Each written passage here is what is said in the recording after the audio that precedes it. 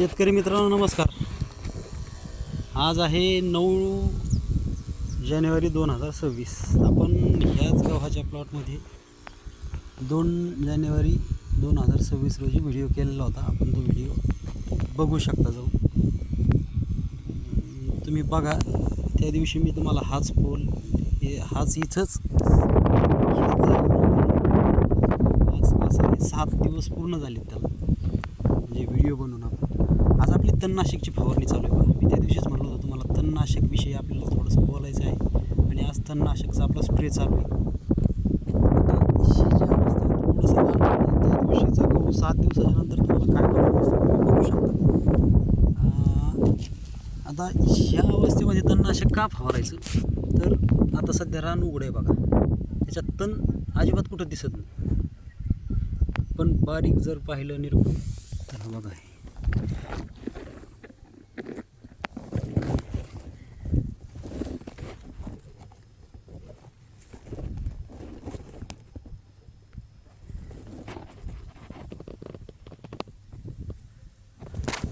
तणाची झाड आहेत बघा, छोटी हे बघा.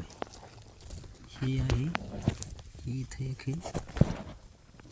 हे अशी छोटी झाडं आहेत एकदम. आणि हे जे झाडं आहेत हे झाडं आता खाली आहेत. अजून 8 दिवसात हे रान पूर्ण झाकणार आहे. म्हणजे हे रान जे उघडं दिसतं गावात, हे उघडं दिसणार नाही.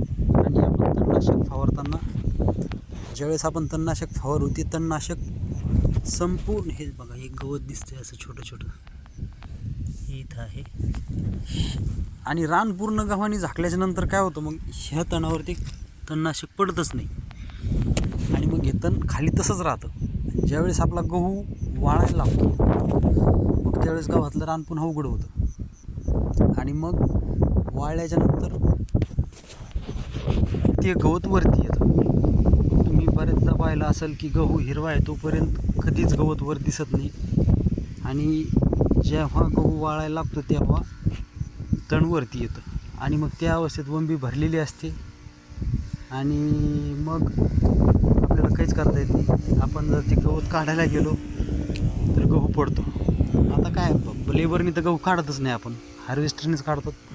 आणि अशा वेळी मग ते शक्य होत नाही. ते हार्वेस्टरने काढल्यावर सगळं गाजर गवताचं बी, असे अनेक गवतांचे बियाणं गव्हात येतात, त्याने त्रास होतो. ह्या अवस्थेत गवत असलं पाहिजे आणि रान उघडं असलं पाहिजे. बघा छोटे एकदम छोटे आहे, इथं दिसतंय. आणि हे गवत मरतं. मग आता रान उघडं आहे त्याच्यामुळं मरतं. एकदा रान झाकल्यावर मरत नाही, त्याच्यावर पडतच नाही, त्याच्यामुळे ते मरणारच नाही. आता मी काय घेतलं हे तुम्हाला तिथं आम्ही ह्या आंब्याजवळ तणनाशक ठेवलेलं आहे, तिथं जाऊन तुम्हाला दाखवतो. हे बघा शेतकरी मित्रांनो, आपण हे तणनाशक घेतलेलं आहे बघा. 8 टाक्या होतात त्याच्यात. हा एक पुडा आहे आणि हा एक आहे. याच्यामध्ये 8 वेगवेगळे पुढे येतात, आणि याच्यामध्ये 2 पुढे असतात. आणि याला आपण 8 टाक्या करतो, सगळ्यांची मिळून 8 टाक्या होतात. आता हे बघा, हा सगळा आपला 2.25 एकराचा प्लॉट आहे.